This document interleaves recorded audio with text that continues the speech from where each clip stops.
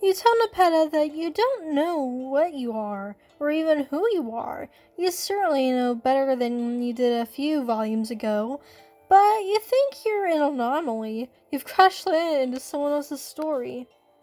Nepeta is still watching you carefully, muscles wound tight. She's ready to pounce.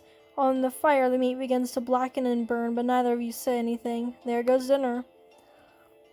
Me and some friends are supposed to play a game. Different from the games we usually play. Even Eccles was going to play this one, and he usually hates games. But then the game didn't what? Work. Alright, you know about that game. She blinks. I dream sometimes. Dreams? Well, that's pretty normal. Not normal dreams, dummy. At least, I don't think they are. I suppose that even if they aren't, I wouldn't have anything to compare them to. They are the only sort of dreams I've ever seen. I'm not sure what they are. I see other Nepetas sometimes. Sometimes Pounce is there, and sometimes she is dead, and that always makes me sad.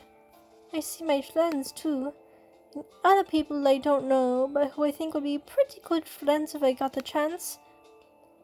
The bright, helpful note in Nepeta's voice digs deep to the center of you, plucking at your nerves like a cello string.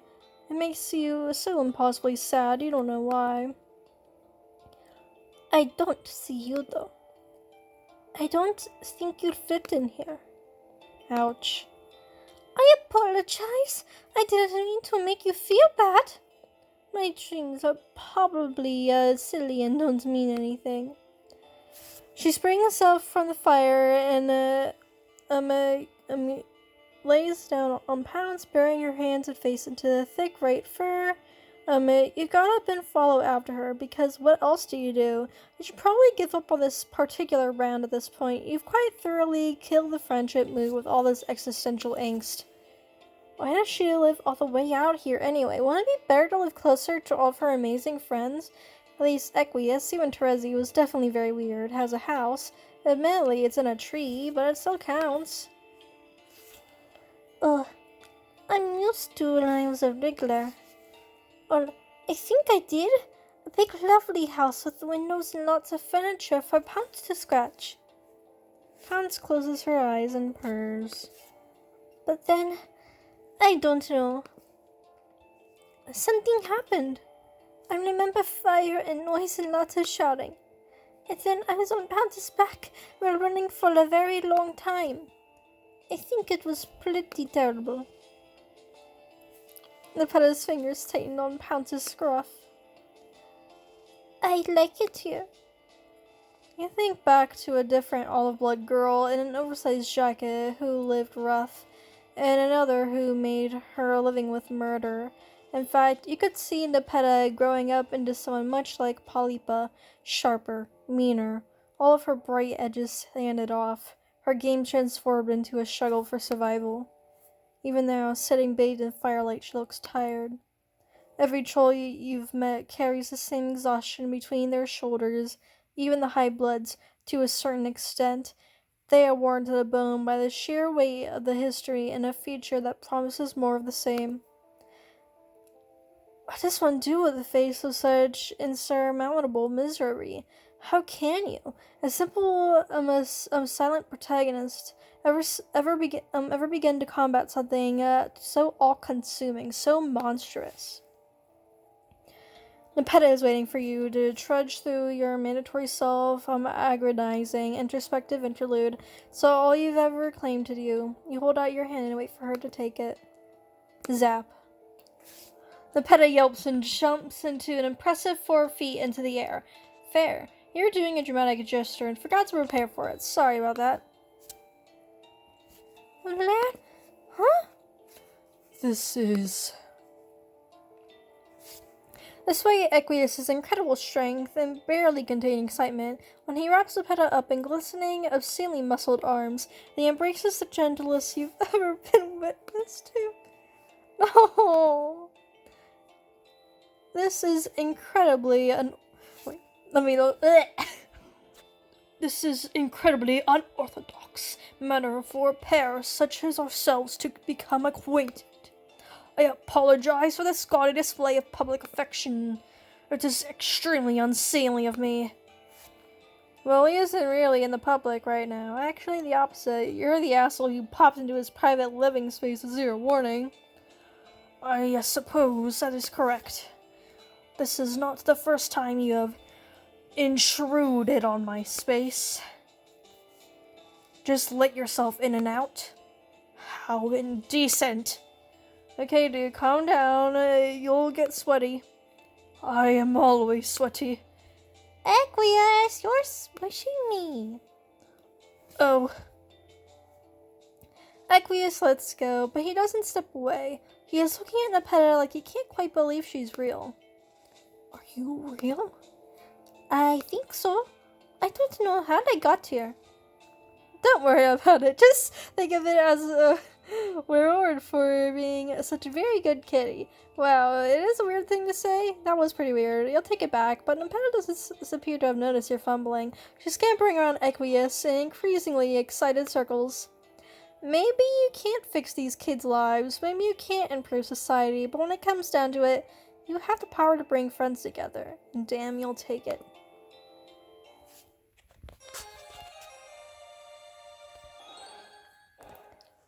Yay! Victory!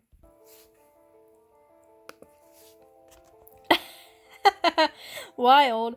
It's really wild that she doesn't see you in her dreams. No reason. Oh, by the way, does she want to see your sweet powers? You have super sweet powers. Zap. Heck yes. Okay, let's see what we got here. Jade's room is bright and cheery, fresh flowers in the hanging pots, curtains pulled open wide to let in the afternoon sunlight. Jade sits on her bed while Dave paces in front of a line of Squirtle toys, carefully assembled in neat ranks. This blue one is clearly in charge. Look at his dominant posture. And he's the only motherfucker not tentacle deep in his homie. He has an untangled buddy that has some shit really cut to the core, like emotions. It's actually because the magnets in him are messed up, and it always has been. Harley, you are ruining the magic. Come on. Wait, oh hey, mailman. Did you bring another stray alien? Because the last one has a fucking attitude and also surprisingly good snack sense. Snack sense? Yeah, sense for snacks. Like, you think it would have occurred to me before to combine M&Ms with popcorn, but it never did. Guess because I wasn't raised right. But yeah, Carcat has a good tongue. That's not what I'm... Okay. I fucking...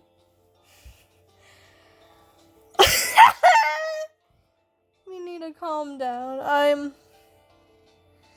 My face is red.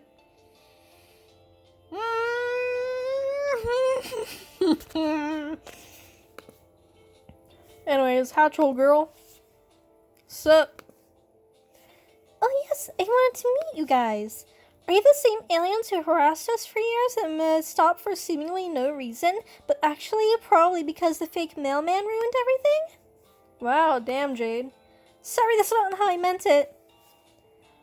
Who are you people? Where am I? Jade takes a step toward Nepeta, who bristles and hisses, her back arching. At this point, you're pretty confident in your assessments of bug theming for the trolls, but they really continue to be cat adjacent, don't they? Exactly. Trolls are cats. Maybe cats are just the only cultural touchstones you have for fierce but skittish creatures with a lot of hair. While you're busy pondering cats, Nepeta does a wild scamper for the window. Oh fuck, this is a tower. Fuck, you didn't think that one through. Sorry, Nepeta, you really should have warned. Holy shit, something sure as hell's on fire. Little Timmy's dad fell asleep at the grill, dude. Had one too many Bud Light limes and burned the whole fucking rack of ribs. Ribs ain't cheap, Dad. Now the barbecue's up in smoke. Who's gonna eat that Walmart potato salad without ribs? No one, that's who. Oh damn, you got a little overzealous with your zaps and brought Dave along. So this is where Carcat's from? No wonder he has such a spastic pal, personality disorders. Pretty rank in here. Well, at least Beck prevented you from bringing Jade along. Oh.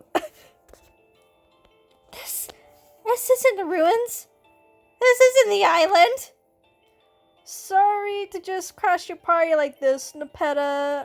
You didn't really mean to bring, like, half of your alien friend group into her house.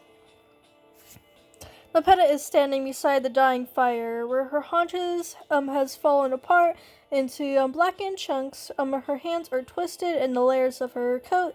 As she is shaking from head to foot. God, he completely invaded her space. You're totally... Grr. Oh no. Pounce has placed herself between Nepeta and the rest of you. Or more accurately, between Nepeta and Jade. Her hackles are up. Her two mouths hissing. Oh fuck. Does she smell Beck on Jade? This sucks, actually. Pounce, wait, don't do anything just yet. Just... Pounce! Do you get there in time? Pounce's claws feel as big as they look. They're sharp too. Sharp claws. Incredible. Those claws. Santa Claus. Red soaks into the green velvet of your dress. Is slicking it heavy against your chest and stomach. Christmas. Wind whistles in your ears, accompanied by the strange ringing of chimes. Oh no, those are screams. You collapse backward, waiting for the inevitable curtain of darkness to fall on your consciousness. Oh well, you'll do better next time. Or not. Instead of hitting the ground and finding yourself encapsulated back to a menu screen, a pair of hands catches you and eases you down to the cave floor. Several pairs, actually. Your head is cushioned by something soft, and for a moment, the voices around you come into focus. Don't have any idea what to do you? First aid and shit, but I'm pretty sure they don't actually have any organs. Shh! Please! Everybody be quiet! Darkness closes in on you, but it's a kind of darkness you're used to. A darkness untouched by failure. Cautiousness fades back, and the soul leaves with sensation. The first thing you see is firelight on the cave wall, strange shadows lapping across the rock and playing out a story you believe you could understand if your body was a little less heavy and your brain was less full of mush. You try to sit up. Why, you're not going to sit up? Don't try to sit up. You're going to start bleeding again. Dave, go get Nepeta. They're awake. Oh, nope, okay. Hey, Lejon. Here, kitty kitty. I twitch my cute as fuck little nose in a sultry come hither for the homeless catwoman alien who lives in this cave. I'm coming! Hold your hoof beasts! Jade, Dave, you're both here on Alternia? You didn't think that was possible, at least not for Jade. Yeah, I was gonna mention back before you got gutted by Kimbo the White Lion. I didn't think that worked. Don't you always get dog blocked? You thought you did, but maybe you got caught by a lucky break and it got in there just while Beck was napping, or doing some other important dog stuff. I guess Beck has been acting sort of weird. He's been less protective and bossy. He doesn't even get shirty when I go to the ruins. Jade, I hate to break it to you, but that's not weird, that's normal. Dogs are supposed to chew on the remote and shit on the carpet, not raise you from childhood. Animals are not parents. You know a couple trolls who might digress with that, but you digress. Why your body does not feel good. That's because Pounce almost killed you. I wasn't sure you could die, but you proved me wrong. You did a pretty good job of almost dying. But you aren't dead. Dave held your guts in. It was very gross and extremely fascinating. Wasn't a big deal. What kind of clown hasn't staunch copyist bleeding from a gut wound, honestly? Time to go back to preschool, kiddos. You are impressed and horrified, Dave shrugged. Jade sewed you up like she's a fucking Susan B. Anthony without needle. Except not American. Was Susan B. Anthony American?